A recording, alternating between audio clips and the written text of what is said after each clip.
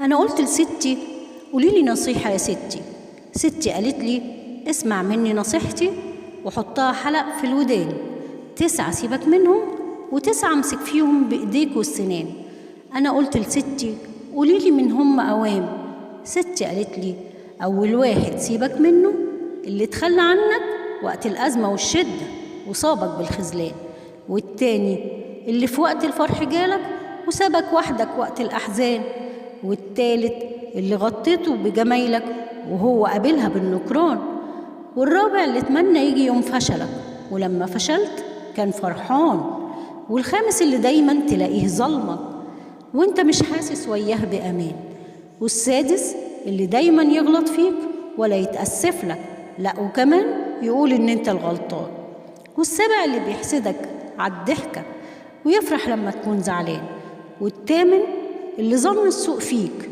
من غير دليل ولا برهان، والتاسع اللي قال عليك كلام مش فيك لا وكمان نشروا بين الناس في كل مكان. أما التسعة اللي تمسك فيهم بإيديك والسنان، الأول اللي وقت الشدة يقولك اوعى يهمك أنا ظهرك وعمري ما سيبك مهما كان، والتاني اللي في وقت الفرح جالك وكمان في وقت الأحزان من غير ما تطلبه قبل أي إنسان، والتالت اللي يقدر كل جمايلك ويفضل شايلها لك طول العمر والزمان، والرابع اللي فرح يوم ما انت نجحت يمكن أكتر مما انت فرحت كمان، والخامس اللي عمره ما يوم ظلمك وطول عمرك انت حاسس وياه بالأمان،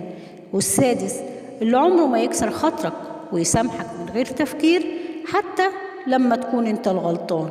والسابع اللي يحطك جوه عينيه ويخبيك من عين أي إنسان، والثامن اللي لما الناس اتكلموا عنك بالسوء دافع عنك بكل عزيمة وسابهم وقام زعلان، والتاسع اللي عمره ما قال كلمة واحدة وحشة في حقك ولو الناس قالوا يدافع عنك في كل مكان وزمان. هم دول يا ابني التسعة اللي تسيبك منهم والتسعة اللي تمسك فيهم بإيديك والسنان. مع تحياتي، حكم وأمثال منال.